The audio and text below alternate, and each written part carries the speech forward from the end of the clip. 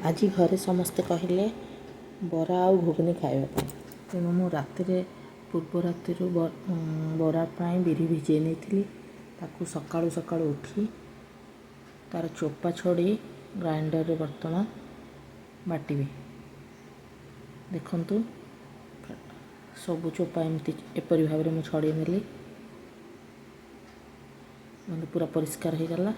ବର୍ତ୍ତମାନ ଏହାକୁ ମୁଁ ଗ୍ରାଇଣ୍ଡର କରିବି। ଏପଟେ ଘୁଗୁନି ପାଇଁ ମଟର ଆଉ ଆଳୁ ସେଥିରେ ହଳଦୀ ଲୁଣ ଦେଇ ସିଝେଇ ଦେଲି।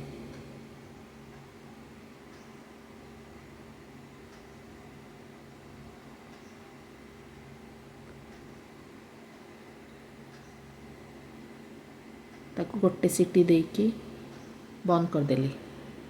ଏପଟେ ଗ୍ରାଇଣ୍ଡରରେ ବିରିକୁ ଗ୍ରାଇଣ୍ଡିଙ୍ଗ ପାଇଁ ଥୋଇ ଏପଟେ ଦେଖିଲି ଗୋଟେ ସିଟି ହେଲା ପରେ ବନ୍ଦ କରିଦେଲି। ଏପଟେ ବିରି ବାଟି ନେଲି।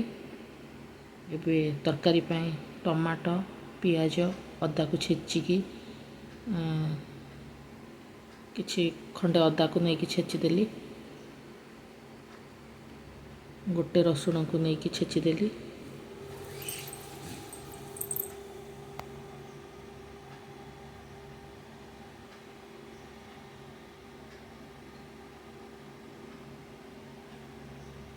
ଏବେ ପ୍ରେସର ଖୋଲି ଦେଖିଲି ମଟର ଆଳୁ ଭଲସେ ସିଝି ଯାଇଛି। ଆଳୁକୁ କାଟି ନେଇଛି। ବର୍ତ୍ତମାନ ଗ୍ୟାସରେ କଡ଼େଇ ବସେଇ ତେଲ ଦେଇ ସେଥିରେ ଫୁଟଣ ଦେଇ କଞ୍ଚା ଲଙ୍କାକୁ କାଟିକି ପକାଇଦେଲି। ଅଦା ରସୁଣ ଛେଚା ଦେଲି। ପିଆଜ ଦେଲି। କିଛି ସମୟ ଭାଜି ହେଇସାରିଲା ପରେ ସେଥିରେ ଟମାଟୋ ପକାଇଦେଲି।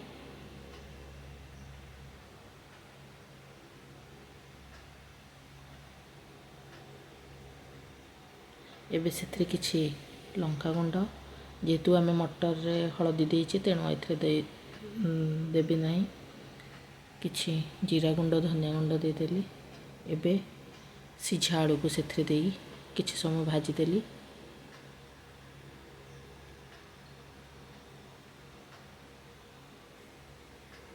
ଏବେ ସେଥିରେ ସିଝା ମଟରକୁ ଦେଇ ଆଉ କିଛି ପାଣି ଦେଇ ସିଝେଇ ଦେଲେ। ଦେଖନ୍ତୁ ଆମର ଘୁଗୁନି ରେଡ଼ି ହୋଇଗଲା। ଏବେ ଚାଲ ବିରିକୁ ମୁଁ ଫେଣି ନେଉଛି। ଏପଟେ ବୋହୂ ଆମର ପିଆଜ ଭୃସଙ୍ଗ ପତ୍ର ଆଉ କଞ୍ଚା ଲଙ୍କାକୁ ରଖି ପିଆଜ କାଟିବା ଆରମ୍ଭ କଲେଣି।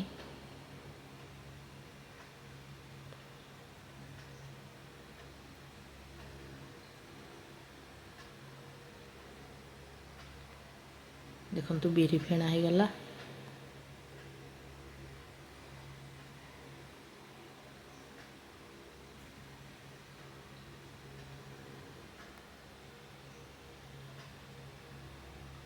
ଏବେ କିଛି ଲୁଣ ଦିଆହେଲା।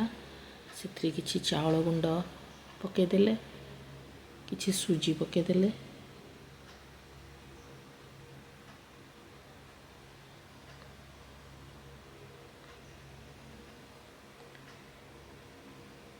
ଏବେ ସେଥିରେ ପିଆଜ ଭୃସଙ୍ଗ ପତ୍ର ଆଉ କଞ୍ଚା ଲଙ୍କାକୁ ପକାଇଦେବା।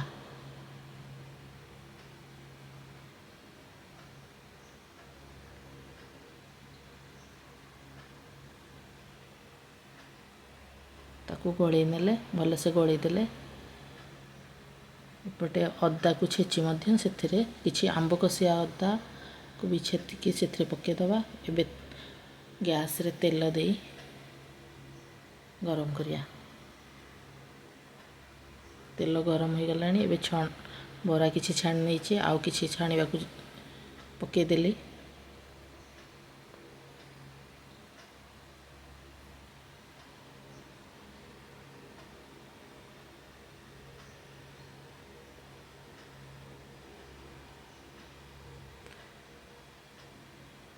ଦେଖନ୍ତୁ ଲାଲ ଲାଲ ବରା ଭାଜି ହୋଇଗଲାଣି। ଏବେ ତାକୁ ଛାଣି ନେଲି। ଏବେ ଆମର ବରା ପ୍ରସ୍ତୁତ ହୋଇଗଲା। ଦେଖନ୍ତୁ କେତେ ସୁନ୍ଦର ଭାବରେ ଆମର ବରା ପ୍ରସ୍ତୁତ ହୋଇଯାଇଛି।